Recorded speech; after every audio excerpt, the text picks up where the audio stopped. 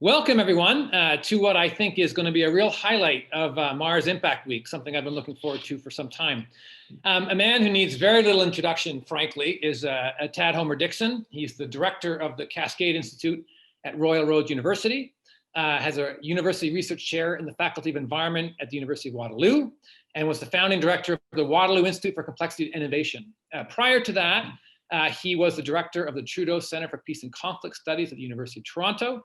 And aside from his most recent book, which we will be discussing in some detail today, highly recommend this book, by the way. Get it back up on the screen there.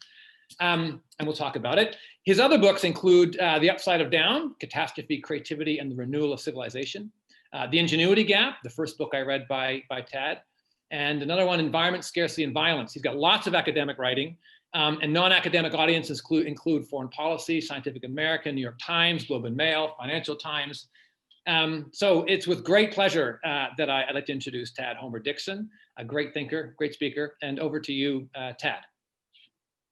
Thank you so much, Tom. It's wonderful to be engaged with everybody today to talk a bit about hope. My new book, Commanding Hope, let me just say a few words about it. And I'm really keen to get into the conversation with Tom. He's one of my favorite interlocutors, conversationalists. But let me just kick things off by saying a bit about the book. It focuses on hope, how we can use it, how we can make it more powerful for ourselves. The title Commanding Hope is intended to imply that we can take charge of hope and reinvent it in a way that might be very powerful and useful for us as we deal with the extraordinary challenges we face as a species. The book is divided into three parts. The first part focuses on the necessity of hope, why it's a necessary condition for moving forward effectively to address our problems, and builds something of a theory of hope based in philosophy and based in analytical and in positive psychology to give us some tools for thinking about hope more effectively. The second part, which is about the challenge of hope, talks about why hope is so difficult for us to have right at the moment in the world, given problems like climate change, the energy transition, deepening political polarization, widening gulfs between rich and poor people around the world. So it's diagnostic. What are the challenges we're facing? How difficult are they? Where are the opportunities potentially for hope in this difficult future that we face? And then the last part of the book is titled The Pathway to Hope, which focuses on how we can actually find hope and make it really powerful and useful for us in this world, and focuses in particular on people's worldviews and how to change their understandings of each other in ways that might be constructive so that we can work better together to solve our problems. This book was written fundamentally for my kids. I realized in 2016, after several years of working on it, that I had to reorient it to focus on the topic of hope, because I realized the thing that gave me the most despair, the greatest sense of anguish in my life was the recognition that my children, who are still relatively young, 12 and 13 years old, might grow up and emerge as adults into a world where they would not have hope and they would not have a positive sense of possibility for the future. And that filled me with this extraordinary distress, emotional distress. And so I wrote the book essentially for my children and for other people who are looking, parents and adults and children and young adults who are looking for reasons to believe that there are really positive possibilities for our future, despite all the extraordinary challenges we face. So with that introduction, I think I'd like to turn it back to Tom, because I know he has a number of absolutely wonderful questions, and I'm sure we're going to have a terrific conversation. Thanks, Tom. Super. Yeah, I hear you on the despair, but we're gonna really focus on hope, and I think those are two necessary bedfellows in some way. The first thing I'd want to ask you though is this is a sort of third of a trio of books. Now I'm going from talking about increasing complexity and the Ingenuity Gap to the potential fragility of interconnected, tightly coupled systems, to put it in a very tight soundbite, to this book. And how do you see this book as it relates to the other two? Is it on a continuum? Is it a response? Is it parallel to, perpendicular to those books? How would you place it on that continuum? It's really a continuum, Tom. I've always thought that I had essentially three books in me for a general audience. And the first two are highly diagnostic. The Ingenuity Gap looks at, as you were saying, the challenges of an increasingly complex world and why we might be seeing an increasing gap between the difficulty of our problems and our ability to solve those problems. The second, The Upside of Down, looked at, as you indicated, social fragility and the possibility of major social disruption, even societal collapse in the future, and what opportunities may come out of that change, of those crises in the future. This book was always intended to be prescriptive. If the first two were diagnostic, the third was intended to provide some ideas about where we should go and what we should do. I started in 2012, so I worked on it for almost 8 years. And for the first 4 years, I started it twice, and both times I threw out tens of thousands of words, because the book was becoming kind of a checklist of, we should do this, we should do that, we should, and there are lots of people who've done a much better job of writing what we should do economically, what we should do technologically.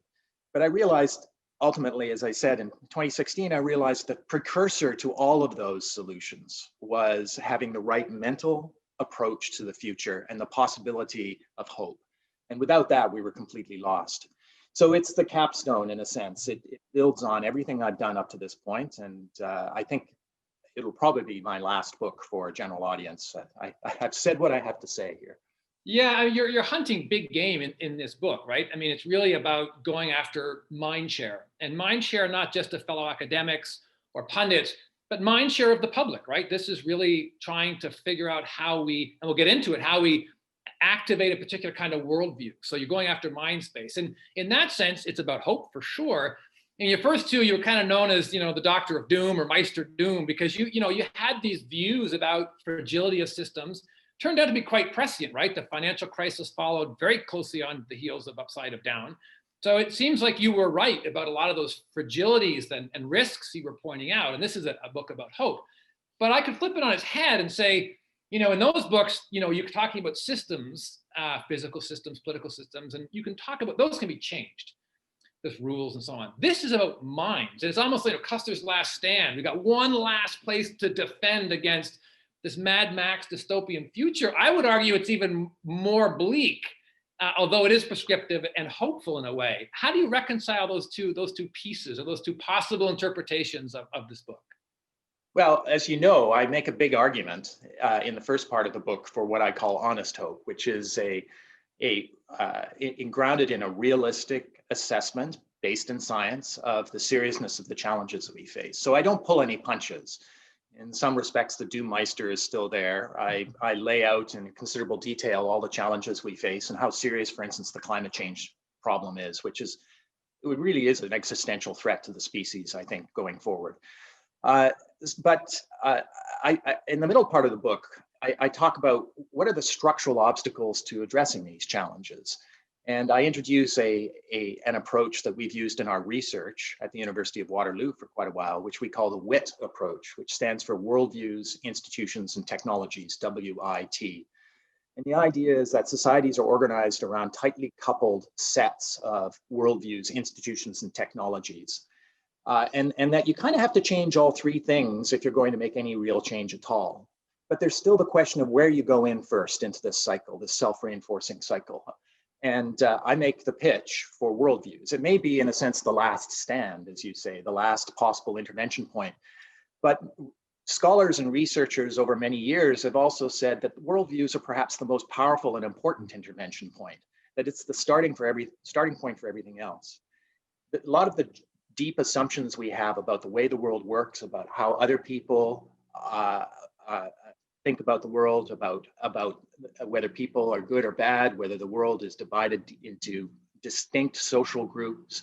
A lot of these deep assumptions influence everything we do in our lives and all our interactions with other people.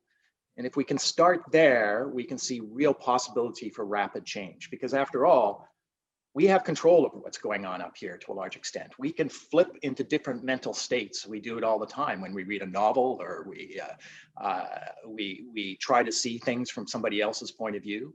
So we have some capacity to change the worldview part really quite quickly, and potentially globally through kinds of cascades of change around the world. Yeah, you talk about these sort of virtuous cascades, and so without the details of the interconnectedness of complex systems, but we know intuitively that things are connected. You talk a little bit about commonality and connectedness. You know, for example, the whole world shares central banks, for example, and so there are these institutions and points of connectivity between around the world. And there's a list of sort of ways, points of leverage that you talk about. Worldview is kind of at the top. If you change the way everybody thinks, that's the part, that's the detail of the work you want to get out of this book, is how we do that. You change everything all at once. Whereas changing capital flows or changing technological bases, they seem more approachable, but they're smaller leverage points. Could you talk a little bit about different points of leverage and the different degrees of effectiveness of points of leverage in the world? So this idea goes back originally to the work of the famous systems scientist Donella Meadows, who towards the end of her life, just in the last couple of years of her life, around 1990 or so, published a famous paper called Leverage Points for changing global systems. And she identified 12 leverage points. Now, her perspective was quite technical because her work was grounded in something called systems dynamics, which originally came out of MIT in the 1960s and 1970s, which involves sort of building very large mathematical models of systems. One of the first and best known was the limits to growth model that came out in the early 1970s. But what Meadows did in her list is that she identified, given this kind of approach, she identified things that could be changed to make major changes in systems, and she sort of listed them from those that were least effective to most effective. The top of her list were the least effective, and they involve some of the things like you're talking about, sort of shifting parameters, changing regulations, changing capital flows in systems. And then down to the bottom, she had the most effective, which were the worldview changes, what she called paradigms, how people think about the world. But she also implied something quite strongly in her paper, that the ones at the top were the easiest to pull, the levers that were easiest to pull, and the ones at the bottom were really hard to shift. That there was kind of an inverse relationship between effectiveness and feasibility, effectiveness of the lever and the feasibility of pulling it. So I argue in the book that actually, when it comes to worldviews, she may have been wrong. Yeah. You actually have a bunch of very effective levers there that we can, if we understand better what's going on in people's worldviews, we can pull very, very feasibly. That there's a place where we can actually intervene, that there are some high leverage intervention points that we can act on immediately. And I provide, as you know, towards the end of the book, in the last third of the book, I provide a number of tools that readers can use in their own lives to better understand how they're thinking about the world, the deep structure of their assumptions, and also try to better understand how other people, perhaps potentially their allies in political mobilization going forward around things like the green energy revolution, but also better understanding one's opponents. Because having a better understanding of how the people you're trying to politically defeat or circumvent, how they think, how they see the world, can make you much more strategically astute and can make you much more effective in the political contest and dealing with them. And I have an example of another story in the book of a woman, Stephanie May, who mobilized mothers in the United States in the 1950s and 1960s to stop nuclear testing in the atmosphere, who was a perfect example of this kind of strategic astuteness. I call this astute hope. Her hope was grounded in a very clear understanding of how other people saw the world. So she was very effective in mobilizing people and working around and through her opponents and in ultimately stopping testing of nuclear weapons in the atmosphere. Yeah, I want to return to those tools for sure, because I do read this book as a bit of a how-to manual. It's really interesting because it's quite practical. But I want to return back up to the word hope just for a second. You describe hope, as you mentioned, it's got to be honest. So we can't fool ourselves about the problem, the degree of the problem. It's got to be powerful, which I found rather than hoping that something is true, we hope to do something. So there's Right. an application of hope, and it has to be astute. And you referred there to, it's an epistemic idea where I know more about the mindset of my opponents and my allies in order to better engage with them, right? So not all climate denialists are idiots, right? They've got a worldview that they Yes. feel their own hero stories and all the rest of it. So given you, those are honest, powerful, astute, that's what hope's got to be. And hope's got to also be somewhere between, as you point out, between the impossible, otherwise there's nothing to hope for that you do, and between the inevitable. So somewhere in between that, those two. A space of possibility on climate that you and I know is shrinking. It's the feasible versus enough problem as well. Hope's got to be in that gap there somewhere. What's the basis of honest hope here, frankly? I mean, more particularly, how does maybe your past work on complexity and uncertainty play into honest hope that acknowledges this thin gap we've got on acting on climate? Well, I just want to tell you, I should, you should be pitching my book more all the time, because that sort of survey of honest, astute, and powerful hope, the three components of commanding hope, was wonderfully done. And normally I do that in my own talk, but you've done it, so that's great. I talk about this dilemma in the book. I call it the enough versus feasible dilemma, which is the idea that solutions that we often propose for a problem like climate change, to keep, for instance, warming below 2.2 degrees Celsius or 1.5 degrees Celsius, aren't enough to get us there. But those that might be enough, say the kind of massive technological institutional changes that we need to actually really reduce our carbon emissions, aren't feasible for social, political, technical reasons, technological reasons, often because they're just massive structural vested interests, fossil fuel industries, for example, who are standing in the way and preventing change. And so, honest hope means recognizing that the set of solutions that might be enough and the set of solutions that might be feasible often doesn't seem to be overlapping very much. And I think that, one way of phrasing your question would be, is there any overlap at all? Or is that area of solutions that are both both enough and feasible, does it still exist? And I think it does.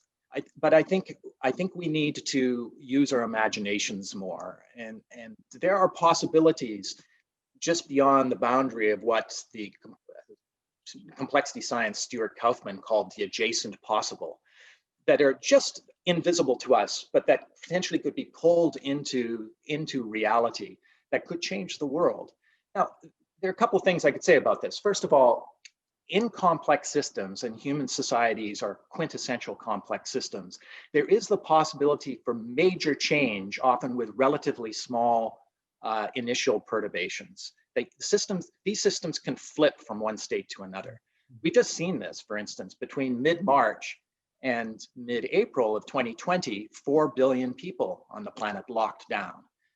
And the concept of social or physical distancing went worldwide in a period of 2 weeks. We've never seen that kind of massive shift in such a large fraction of human behavior so quickly in the entire history of the species. That's a flip. That's a system flip. We've seen many others in the past, some not so good. The 2008-2009 financial crisis was an example of a flip from one economic equilibrium to another that wasn't anywhere near as good, at least in conventional terms. And so the question is, what are the ways that we can cause these, what complexity scientists call nonlinear changes, or in the vernacular, we might call them tipping points. I'm now running an institute here in British Columbia called the Cascade Institute, which is dedicated to identifying these tipping point possibilities. So I think we need to recognize that the very complexity of our systems creates possibilities for radical change. And the second story I'd tell is just this. Often we don't see what those possibilities are. And then after they appear, we say, oh yeah, of course.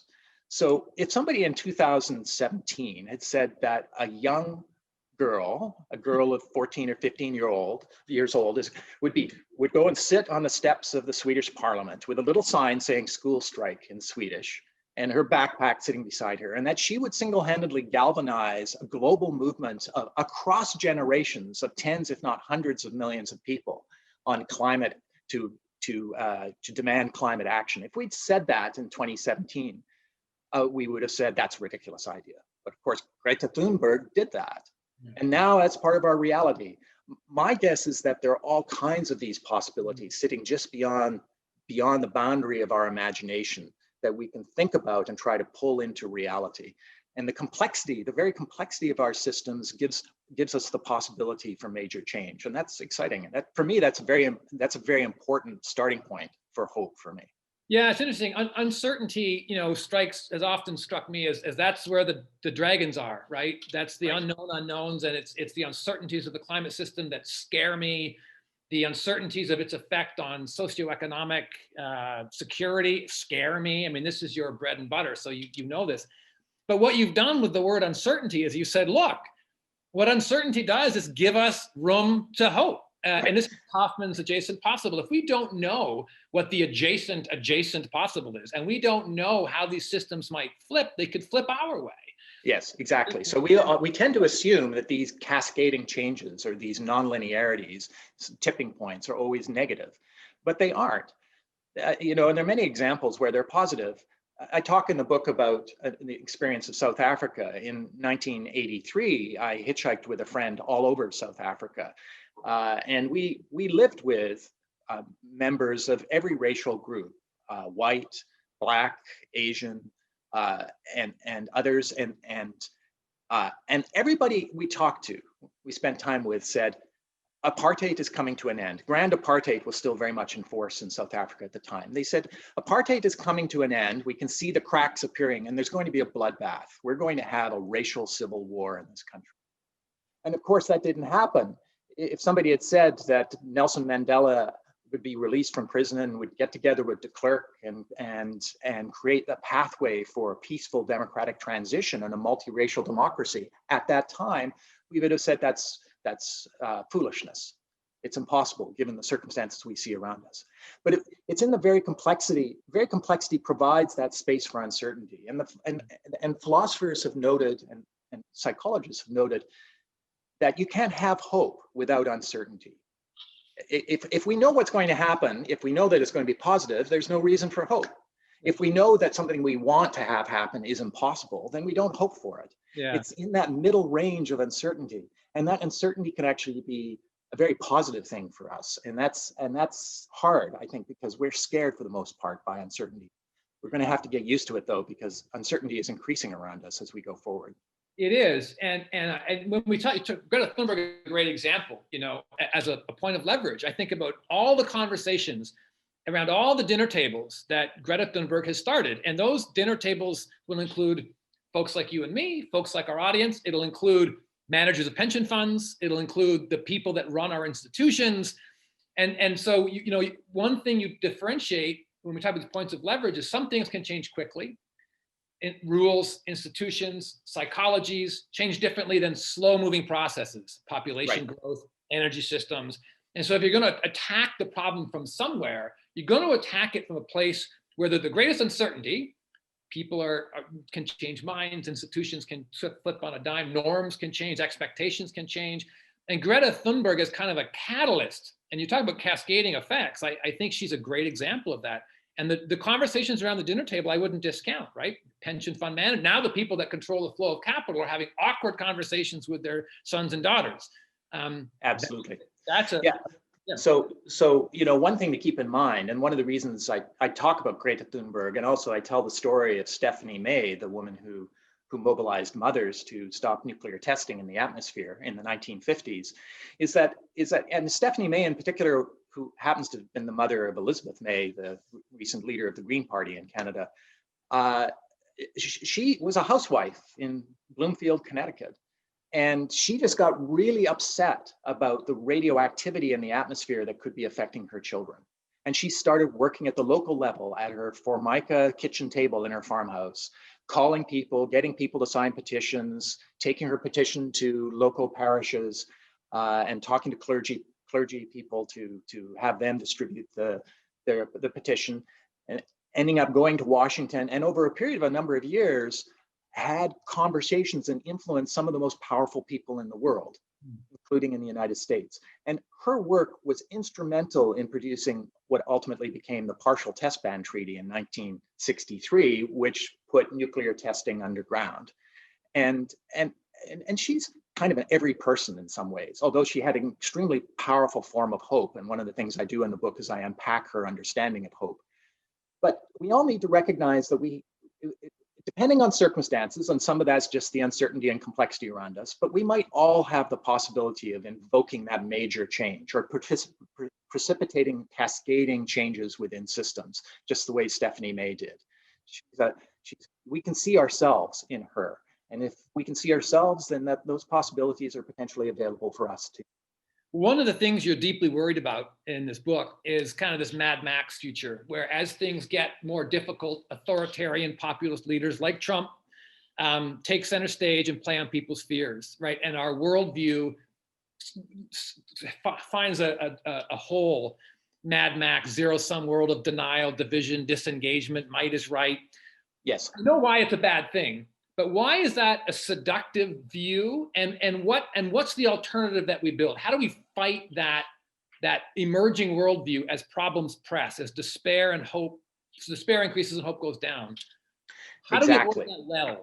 So I kind of, as you know, I kind of juxtapose two future possibilities, two future worldviews, and I call one the Mad Max worldview. And I use some of the tools that I think anybody can use, one of which is called the state space approach and the other cognitive affective mapping, to actually show the inner workings of a Mad Max worldview, some of its deep assumptions.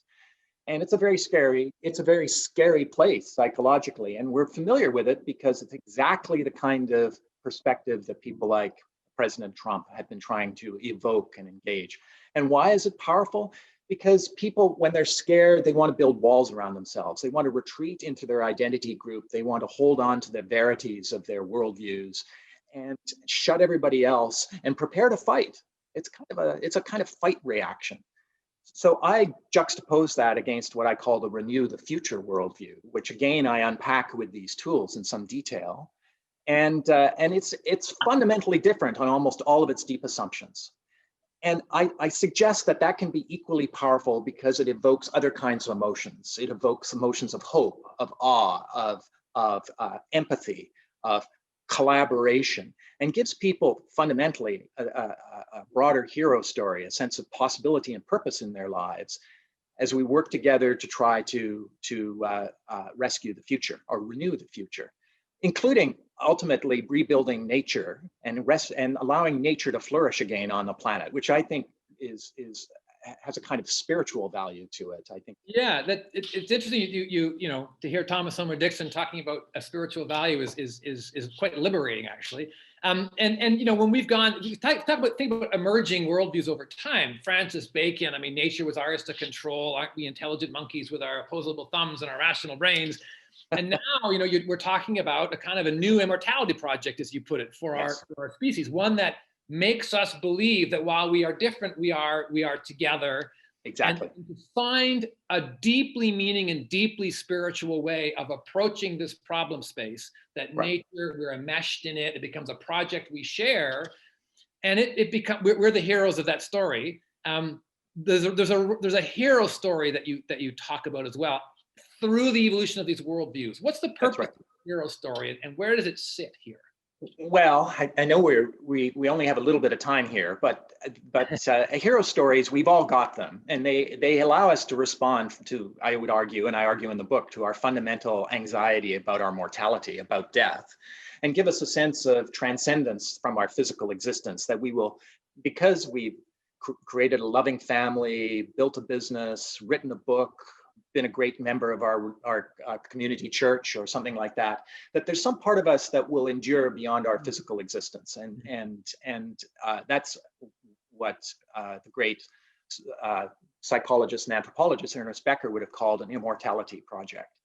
So I argue that we need to create a worldview in which we can have an immortality project for the species as a whole. And it involves, and I hope I've got another minute or so here, because it involves a kind of shift that we've seen, I think, once before in the human species, which occurred between, say, 600 BCE and 200 BCE, a period of time the great German existential philosopher Karl Jaspers called the axial age. And this was a period of time in which 5 civilizations on the planet that weren't communicating very much with each other all shifted their perspective simultaneously and laid the foundation for modernity.